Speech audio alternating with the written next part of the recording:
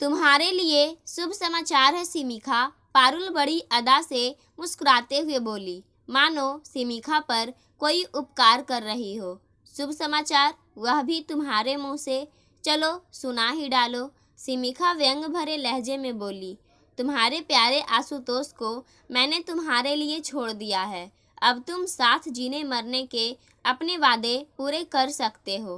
Parul purse से दर्पण निकालकर अपनी छवि निहारते हुए बोली, मेरी चिंता तुम ना ही करो तो अच्छा है, पर बेचारे आशुतोष को क्यों छोड़ आई? कोई मिल गया क्या? तुम्हें नहीं पता क्या, मेरा विवाह दिल्ली के प्रसिद्ध व्यवसायिक घराने में तय हो गया है। आशुतोष बहुत रोया, गिड़गिड़ाया, कहने लगा कि मैंने उसे छोड़ दिया तो आत्महत्या कर लेगा। उसने क्या सोचा था मैं उससे विवाह करूंगी? मैंने ही उसे समझाया कि वैसे तो सिमिखा अब तक तुम्हारी बाट जो रही है, और फिर जाति के बाहर शादी करने पर हो हल्ला बेकार ही होगा, इसलिए यह संबंध यही खत्म करना होगा।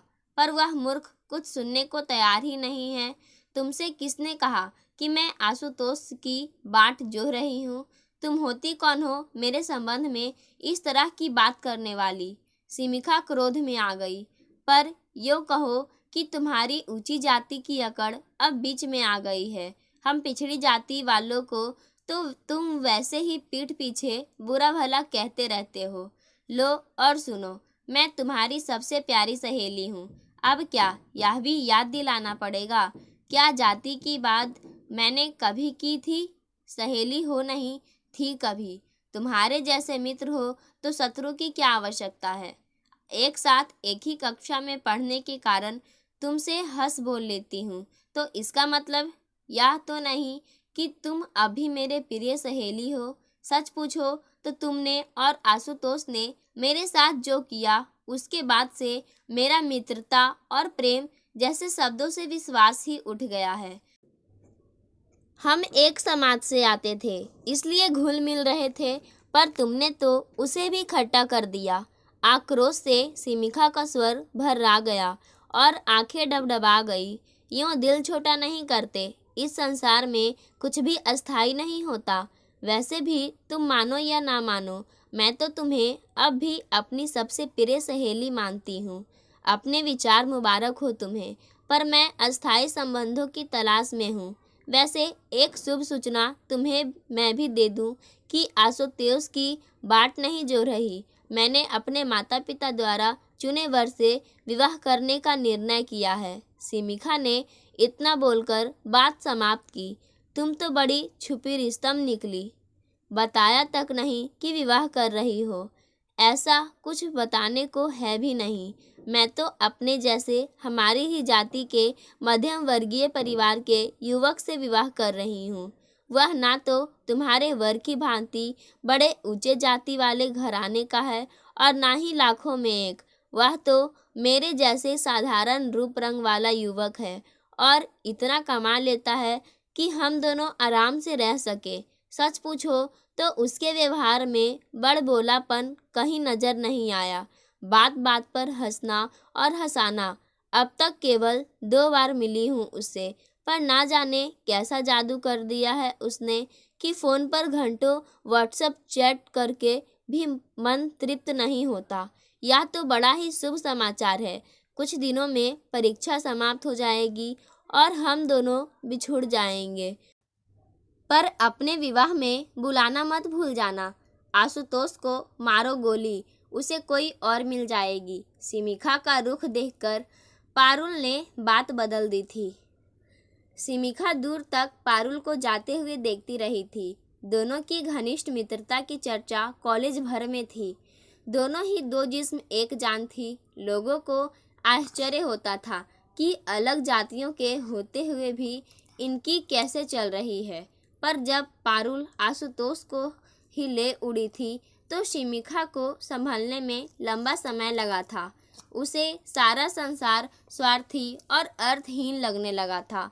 आज वही पारुल उसके लिए आशुतोष को छोड़ने की बात कर रही थी, मानो वह कोई कठपुतली हो जिसे पारुल अपनी उंगलियों पर नचा सके। फिर उसने एक झटके से इस विचार को झटक दिया था। परीक्षा सिर पर थी और वह पारुल आशुतोष में उलझकर अपना भविष्य दांव पर नहीं लगा सकती। पारुल सिमिखा के पास ही सीधे कैंटीन की ओर चल दी थी। वह आशुतोष को यह समाचार उसके अन्य मित्रों के सामने देना चाहती थी और फिर उसके चेहरे पर आए भावों का आनंद उठाना चाहती थी। वह मूर्ख समझता था मैं उससे विवाह करूंगी, पर उसे तो सिमिखा जैसी साधारण लड़की भी धता बता गई। वह सोच रही थी। कैंटीन में आशुतोष को ना पाकर वह घर की तरफ चल पड़ी। अंतिम पीरियड में एक क्लास बाकी थी, पर वह उसके लिए 2 घंटों तक प्रतीक्षा नहीं करना चाहती थी। वैसे भी प्रयोगात्मक परीक्षा समाप्त होने के पश्चात किसी के कॉलेज आने में कोई रुचि नहीं बची थी। परीक्षा की तैयारी के बीच समय कब कपूर बन के उड़ गया, पारुल को पता ही नहीं चला।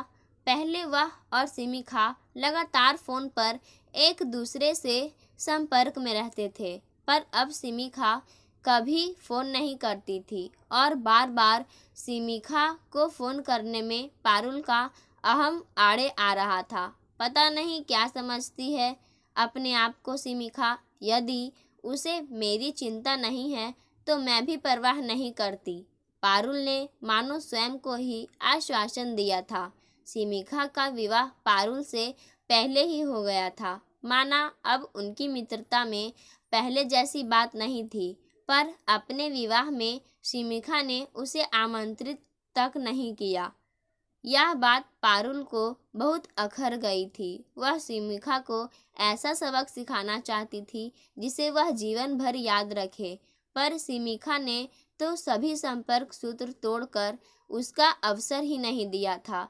शीघ्र ही पारुल का विवाह भी संपन्न हो गया था, पर विवाह के बाद पारुल ने ससुराल में जो देखा उससे वह तनिक भी संतुष्ट नहीं थी। माना बड़ा व्यवसायिक घराना था, पर उसके पति का काम केवल अपने पिता और भाइयों का हुक्म बजाना था। परिवार में आर्थिक व मानसिक किसी तरह की स्वतंत्रता नहीं थी। वहाँ 4 दिन में ही उसका दम घुटने लगा था। उसका सारा क्रोध अपने पति सागर पर ही उतरता। विवाह के नाम पर मेरे साथ सरासर धोखा हुआ है। एक दिन आंखों में आंसू भरकर पारुल ने अपना आक्रोश प्रकट किया था। कैसा धोखा? क्या कह रही हो तुम? मेरी समझ में तो कुछ नहीं आ रहा है। सागर ने हैरानी प्रकट की थी। मुझे बताया गया था कि बहुत बड़ा व्यवसायिक घराना है, करोड़ों का व्यापार है, तो इसमें गलत क्या है? 4-5 शहरों में फैला कारोबार क्या तुम्हें नजर नहीं आता? 100 करोड़ से अधिक की मिल्कियत है हमारी, और यदि यह तुम्हें हमारे व्यवसायिक घराना होने के सबूत नहीं लगता तो मुझे कुछ नहीं कहना। वैसे भी मुझे नहीं लगता कि हमने कभी अपने घराने की प्रशंसा के पुल बांधे थे, कितनी भी हैसियत क्यों ना हो आपके घराने की। घर परिवार में आपकी हैसियत क्या है? मेरी हैसियत तो आपसे जुड़ी है। आप तो केवल अपने पिता और बड़े भाई के आज्ञाकारी सेवक है। क्या बुराई है आज्ञाकारी सेवक होने में? हमारे परिवार में यह संस्कार बचपन में ही डाले जाते हैं। परिवार में कड़ा अनुशासन ही व्यवसाय को दृढ़ आधार प्रदान करता है। उच्छृंखलता हमें केवल विनाश की ओर ले जाती है। कहीं अपनी सहेली सिमिखा की बातों में तो नहीं आ गई, जहाँ कोई नियम नहीं होते। सागर का अप्रत्याशित रूप से ऊंचा स्वर सुनकर पारुल को झटका सा लगा था, पर वह सरलता से हार मानने वालों में से नहीं थी। जिसे तुम उच्छृंखला कहते हो, हम उसे व्यक्तिगत स्वतंत्रता का नाम देते हैं, और हम व्यक्तिगत स्वतंत्रता को संसार की हर वस्तु से अधिक महत्व देते हैं। पारुल भी उतने ही ऊंचे स्वर में बोली थी। आवाज़ ऊंची करना मुझे भी आता है, पर मैं नहीं चाहता कि हम परिवार के सामने हंसी के पात्र बने। अच्छा होगा तुम अपनी और अपनी बात समाप्त कर परिवार की गरिमा बनाए रखो। इस समय में जल्दी मैं हूँ और एक आवश्यक कार्य के लिए जा रहा हूँ। हम शाम को बात करेंगे। इतना कहकर सागर बाहर निकल गया था। सागर परिवार परिवार परिवार ही सब कुछ है। मेरा अस्तित्व कुछ भी नहीं। यहाँ मैं एक दिन भी रहूं तो मेरा दम घुट जाएगा। सागर के जाते ही पारुल इतनी जोर से चीखी थी कि निम्मी उसकी सेविका दौड़ी आई थी। क्या हुआ मेम साहब, कुछ चाहिए क्या? कुछ नहीं, बाहर निकलो मेरे कक्ष से और बिना दरवाजा खटखटाए अंदर आने का कभी साहस मत करना। पारुल इतनी जोर से चीखी थी कि निम्मी कक्ष से बाहर जाकर देर तक सिसकती रही थी। पारुल दिन भर सोच विचार करती रहती थी कि कैसे सागर के आते ही वह उससे दो टूक बातें करेगी। ताली एक हाथ से तो बजती नहीं। सागर को समझना ही होगा कि मैं घर में सजावट की वस्तु बनकर नहीं रह सकती। पर सागर के घर में घुसते ही उसे उसकी माँ आनंदी देवी का बुलावा आ गया था और वह अपने कक्ष में आने से पहले उनसे मिलने पहुंच गया था। उधर पारुल अपनी बात मुंह में बंद किए देर तक कुनमुनाती रही थी। जब तक सागर कक्ष में पहुंचा तब तक पारुल का पारा 7वें आकाश में पहुंच चुका था। मिल गया समय आपको यहाँ आने का, वह सागर को देखते ही बोली थी। उत्तर में सागर ने उसे ऐसी आग्नेय दृष्टि से देखा था कि पारुल सकबका गई थी। दोनों के बीच 2 दिनों तक अबोला पसरा रहा था। 2 दिन बाद क्रोध शांत होने पर सागर ने बताया था कि 2 दिन पहले के पारुल के व्यवहार से माँ बहुत नाराज है। वे नहीं चाहती कि नौकर चाकरों के समक्ष इस तरह के बेतुका व्यवहार किया जाए। वे घर की बहू से शालीनतापूर्ण व्यवहार की उपेक्षा करती है और क्या आशा करती है वे घर की बहू से। पारुल ने व्यंग किया था। भाभी है घर में, कितने बड़े घर की बेटी है, पर आज तक किसी को शिकायत का मौका नहीं दिया। उनसे कुछ सीखो पारुल, सब कुछ मुझे ही सीखना होगा। माँ निम्मी से पूछने की जगह मुझसे बात कर सकती थी, पर उन्हें घर की बहू से अधिक नौकरों पर विश्वास है। पारुल की आंखें डबडबा आई थी। दोस्त तुम्हारा नहीं मेरा है। माँ ने पहले ही कहा था कि तुम्हारे और हमारे जीवन मूल्यों में जमीन आसमान का अंतर है। मैं ही मूर्ख थी कि भीतरी गुणों को छोड़कर बाहरी सौंदर्य पर रीझ गया था। तो भूल सुधार क्यों नहीं कर लेते? अभी कुछ नहीं बिगड़ा। दोनों की कहा सुनी धीरे धीरे झगड़े का रूप लेती जा रही थी। खबरदार, जो ऐसी बात पुनः मुंह से निकाली। हम किसी का हाथ थामते हुए तो जीवन भर निभाते हैं। मैंने कहा था ना कि हम दोनों के जीवन मूल्यों में बहुत अंतर है। सागर इतनी जोर से चीखा था कि आनंदी देवी दौड़ी आई थी। क्या हुआ? मुझे तुमसे यह आशा नहीं थी पारुल। सुबह का थाका हारा पति घर आया है और आते ही महाभारत शुरू। ये नौकर चाकर क्या सोचते होंगे? कुछ तो शर्म करो। वे आते ही पारुल पर बरस पड़ी थी। सारा दोष मेरा ही है। मैंने ही सागर का जीवन नर्क बना रखा है। मैं आपके हाथ जोड़ती हूँ, मुझे कुछ दिनों के लिए माता पिता के यहाँ जाने दे। पारुल ने सचमुच हाथ जोड़ दिए थे। होश की बात करो बेटी। इस तरह बार बार रूठकर मायके भाग जाने वाली लड़की का ना माँ के यहाँ सम्मान होता है और ना ही ससुराल में। आनंदी ने बात को वहीं समाप्त करने का प्रयत्न किया था। तभी निम्मी चाय की ट्रे थामे आ खड़ी हुई थी। तुम दोनों चाय पी लो, मेरा तो पूजा का समय हो रहा है, कहती हुई आनंदी कक्ष से बाहर निकल आई थी। पर बात इतनी सरलता से कहाँ समाप्त होने वाली थी। पारुल के दिमाग में जो कीड़ा कुल बुला रहा था वह किसी को भी चैन से रहने देने को तैयार नहीं था। दूसरे दिन जब सब अपने कार्य में व्यस्त थे, पारुल ने अपने सूटकेस में कुछ कपड़े डाले और दरवाजे पर खड़े चौकीदार और अन्य सेवकों की नजरें बचाकर घर से बाहर निकल गई थी। जब अचानक ही पारुल को अपने घर के दरवाजे पर आ खड़े देखा तो उसके माता पिता के पैरों तले से जमीन ही खिसक गई थी। इस तरह अचानक बिना किसी सूचना के सागर बाबू कहाँ है? माँ अनुपमा देवी ने पूछा था। शायद मेरा आना अच्छा नहीं लगा आप लोगों को। मैं सागर और उसके घर को सदा के लिए छोड़ आई हूँ।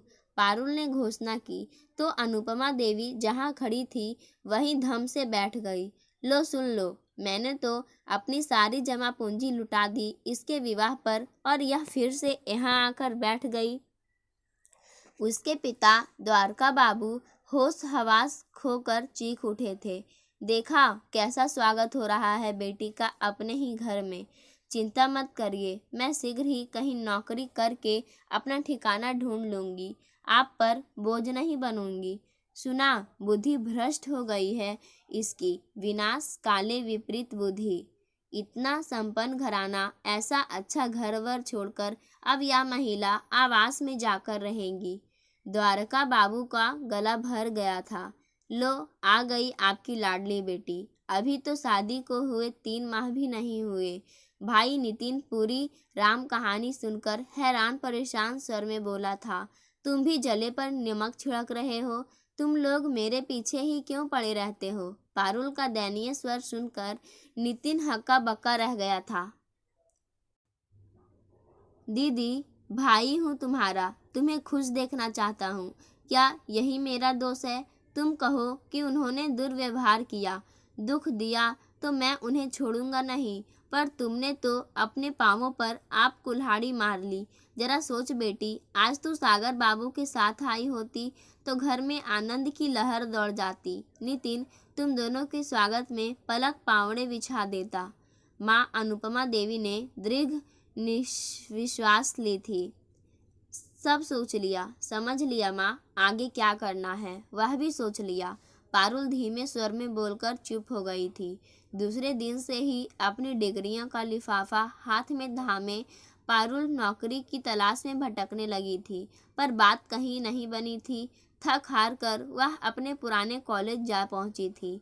विभागाध्यक्ष को अपनी राम कहानी सुनाते हुए रो पड़ी थी पारुल। देखो बेटी, एक सहायक का पद खाली है, इससे अधिक तो कोई सहायता नहीं कर सकता मैं, विभागाध्यक्ष महोदय ने आश्वासन दिया था। पारुल ने तुरंत हाँ कह दिया था। दूसरे दिन ही वह कॉलेज के छात्रावास में रहने चली गई थी। अनुपमा देवी रोकती रह गई थी, पर पारुल ने एक नहीं सुनी थी। प्रतिदिन पारुल प्रतीक्षा करती कि शायद सागर का फोन आ जाए या कोई उसकी खोज खबर लेने का प्रयत्न करे, पर कहीं कुछ नहीं हुआ था। एक दिन सारी क्लासें लेकर वह खाने के लिए कैंटीन की ओर जा रही थी कि सामने से आती सिमिखा को देखकर चौंक गई थी। अरे सिमिखा, तुम यहाँ? यह प्रश्न तो मुझे करना चाहिए, मैं तो अपनी डिग्री लेने आई हूँ। बड़े दिनों से कॉलेज बंद था, पर तुम यहाँ, और कितनी बदल गई हो पहले की। पारुल की छाया मात्र सिमिखा के स्वर में हैरानी थी। तुम भी कुछ कम नहीं बदली, कितनी मोटी हो गई हो, पारुल का उत्तर था। चुप, ऐसा नहीं कहते, मैं माँ बनने वाली हूँ, सिमिखा फुसफुसाई थी। ओह, तभी अनोखी चमक है तुम्हारे चेहरे पर। चमक तो आनंद की है पारुल, सच में मैं बहुत खुश हूँ। तुम सुनाओ, कैसी कट रही है जिंदगी। चलो कैंटीन चलते हैं, बैठकर बातें करेंगे, पारुल ने प्रस्ताव किया था। मैं जरा जल्दी में हूँ, मेरे लिए इतना भी समय नहीं निकाल सकती सिमिखा। ठीक है, चलो कुछ देर के लिए चलते हैं, सिमिखा ने स्वीकृति दे दी थी। पारुल की राम कहानी सुनकर सिमिखा सुन रह गई थी। उसके मुंह से एक शब्द भी नहीं निकला था। कुछ तो कहो सिमिखा। मौन पारुल ने ही तोड़ा था। कहने को क्या छोड़ा है तुमने पारुल? एक बात पूछ लूं, तुम स्वयं को समाज और परिवार से ऊपर क्यों समझती हो? समाज के कुछ नियम कायदे हैं, हमें उन सब का पालन करना पड़ता है। और क्या तुम ही संसार की सबसे सुंदर स्त्री हो? सिमिखा, तुम्हारे किसी प्रश्न का उत्तर नहीं है मेरे पास। ठीक ही कहा तुमने, मैं आवेश में कोई भी निर्णय नहीं लेती हूँ, आगे पीछे सोचे बिना। पारुल, तुम वापस लौट जाओ। अब क्या मुंह लेकर जाऊंगी वहाँ? तो सागर का फोन करो, वे आकर ले जाएं। इतनी साहस नहीं है सिमिखा। पारुल ने आंखें झुका ली थी। ला, सागर का नंबर दे मुझे, मैं फ़ोन करती हूँ। सिमिखा ने अपना मोबाइल निकाला था। पारुल ने नंबर मिलाया और सागर का स्वर सुनते ही सिमिखा को थमा दिया था।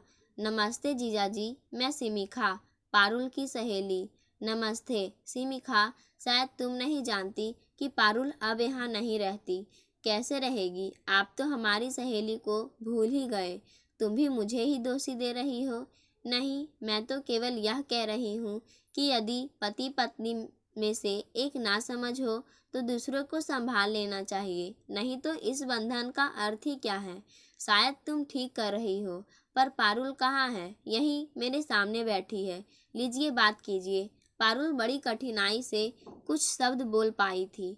तुम अपने माता पिता के घर जाओ, मैं आ रहा हूँ लेने पारुल, सागर ने कहा था। पारुल अचानक सिसक उठी थी। लंबे समय से दबा दुख मानो आंखों की राह बह जाना चाहता था।